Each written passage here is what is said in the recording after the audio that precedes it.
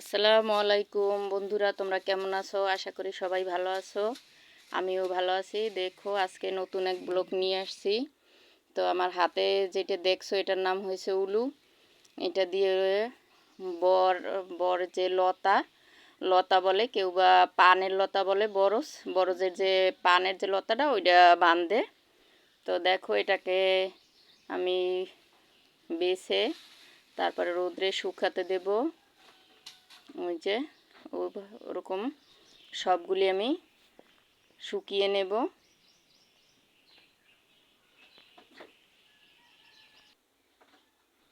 এবার দেখো, গ্রাম বাংলার ঘাট পুকুর,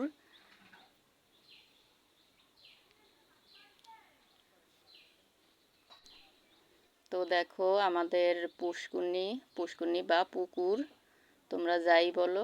এই যে ঘাট, দেখো কতগুলি মুরগিকে খাবার দিচ্ছে। তো এটার নাম ঘের, বড় পুষ্কুনি, ওটাকেই বলে ঘের। তো এই জায়গায় নাড়ু বানাবে। দেখো ভিডিও করছি তাই দেখে বাচ্চারা চলে আসছে।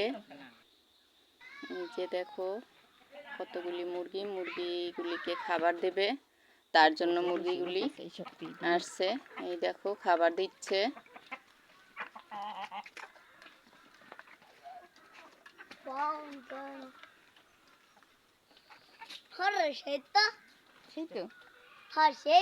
বন্ধুরা, তোমরা যারা আমার ভিডিওটা দেখছো অবশ্যই মনে করে একটা লাইক দিয়ে আমার ভিডিওটা দেখা শুরু করবে। আর নতুন যদি কোনো বন্ধু আমাকে সাবস্ক্রাইব করো তাহলে অবশ্যই 24 ঘন্টা অপেক্ষা করবে, তারপর আমি তোমাকে ব্যাগ দিয়ে আসব। প্লিজ বন্ধুরা, দয়া করে মনে করে একটা লাইক কমেন্ট শেয়ার করে যেও। দেখো পুষ্কুনিতে কত মাছগুলিকে খাবার দিচ্ছে। তার জন্য মাছগুলি সব এক জায়গায় জড়ো হয়েছে। কত সুন্দর দেখাচ্ছে।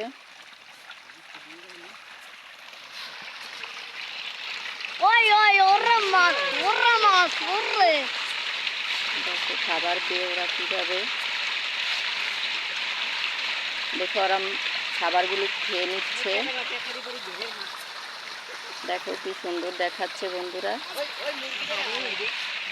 প্লিজ আমার কথায় যদি কেউ মনে কষ্ট পেয়ে থাকো অবশ্যই ক্ষমা সুন্দর দৃষ্টিতে দেখো।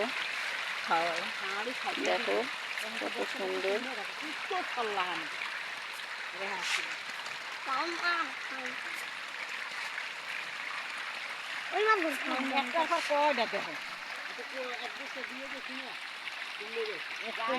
বন্ধুরা দেখো গ্রামের দৃশ্য।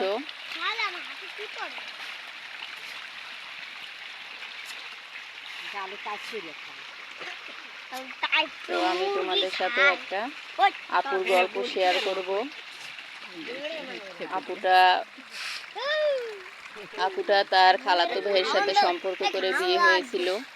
তারপর তার সংসারটা খুব ভালোভাবেই চলছিল, কিন্তু একদিন হঠাৎ তার জীবনে নেমে আসলো এক কালবৈশাখী ঝড়। তার হাজব্যান্ড অন্য এক মেয়ের সাথে সম্পর্ক করলো, কিন্তু সম্পর্ক করছে, তারপর তার আর কোনো খোঁজ খবর নিল না। ওই ঘরেও দুটো ছেলে ছিল। একটা ছেলের বয়স 16 বছর, আর ছোট ছেলের বয়স ছিল তখন 10 বছর। তো আর এক মেয়ের সাথে তার সম্পর্ক হলো। সে ঘরেও তার একটা কন্যা সন্তান হলো। তো এখন বড় যে খালাতো বোন, ওটা হচ্ছে তার খালাতো বোন, তার সাথে যে সম্পর্ক করে বিয়ে হয়েছিল সে তার আর কোনো খোঁজ খবরই নিল না। এখন তার যে বড় বউ, সে হসপিটালে চাকরি করে। তো এভাবেই যাচ্ছে তাদের দিন। আমার প্রতিবেশী, আমি তার কথাটা আপনাদের সাথে শেয়ার করলাম। দেখেন বন্ধুরা, গ্রাম বাংলার নাড়ু কিভাবে তৈরি করছে।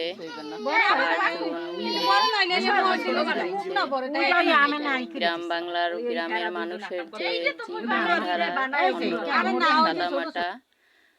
তাদের মনে তেমন একটা প্যাঁচগোছ তারা বুঝছে না। দেখেন কিভাবে নাড়ুগুলি পাকাচ্ছে সবাই মিলে। তো এগুলো অন্যরকম একটা দৃশ্য, এগুলি সচরাচর দেখা যায় না। দেখুন বিকেলের ওয়েদারটা খুবই সুন্দর ছিল। তো আমি একটু ভাবলাম বিকেলবেলা বিলে, যাকে বিল বলে, সেখানে যাব। তো এই যে দেখেন আমি যাচ্ছি সেদিকেই, আপনাদেরকেও একটু নিয়ে যাচ্ছি, চলেন দেখেন। এটাকে বলে বিল, শুধু জমি আর জমি। বরিশালের ভাষায় জমি বলে, জানি না কার কোন ভাষায় কি বলে। তো আপনারা কমেন্টে জানাবেন আপনাদের দেশে কি ভাষা বলে, জমিকে কি বলে। হয়তো চকও বলতে পারে, কিন্তু বরিশালে জমি বলে। এই দেখো বন্ধুরা, আমি জমিতে চলে আসছি।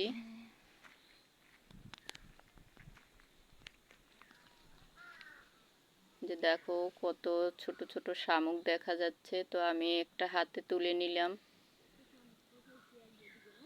এটার নাম হয়েছে ঘেচু, বরিশালে বলে ঘেচু, জানি না তোমরা চেনো কি না। তো এগুলি আমরা অনেক ছোটোবেলা তুলে তারপরে ধুয়ে এটাকে ভেজে খেতাম, আবার অনেকে সেদ্ধ করেও খায়, যে যেভাবে খায়। দেখো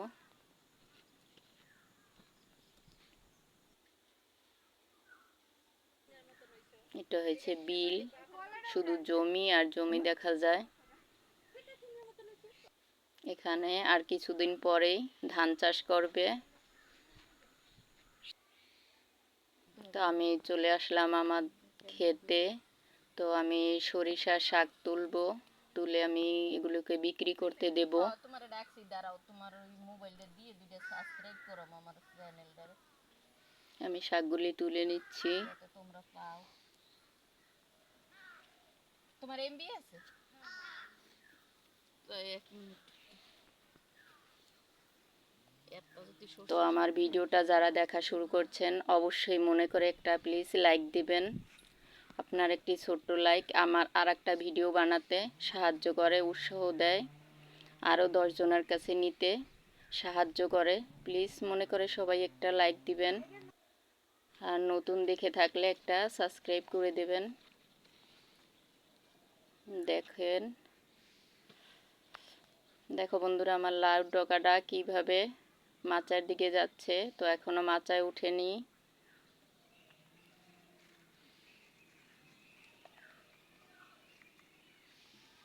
সাইডেই একটা মরিচ গাছ ছিল, তো একটু মরিচ গাছটাও আমি শেয়ার করলাম। দেখো কত মরিচ।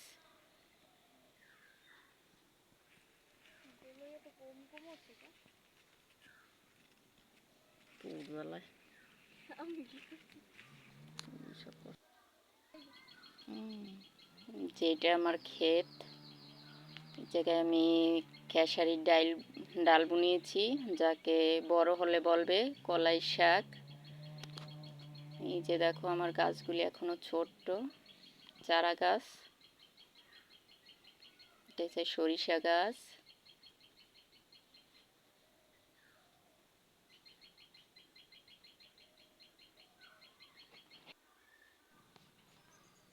এগুলিও সরিষা গাছ, এগুলি একটু বড় হয়েছে।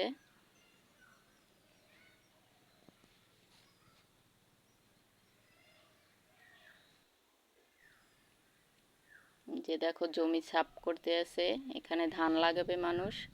এটা হচ্ছে আমার ধনিয়া ক্ষেত। তো অনেক পাতা পড়ছে, তাই আমি সেগুলিকে তুলে নিচ্ছি যাতে চারাগুলো ভালোভাবে উঠতে পারে। তো সবাই বন্ধুরা ভালো থেকো, আমার পাশে থেকো, আমিও তোমাদের পাশে থাকবো। আর যদি নতুন কেউ সাবস্ক্রাইব করো তাহলে অবশ্যই 24 ঘন্টা অপেক্ষা করবে। 24 ঘন্টা পর আমিও তোমাকে ব্যাগ দিয়ে আসবো। সবাই ভালো থেকো, আমার জন্য বেশি বেশি দোয়া করো, আমিও তোমাদের জন্য দোয়া করব। তো আজকের ভিডিও এ পর্যন্তই শেষ। সবাই ভালো থেকো, আল্লাহ হাফেজ।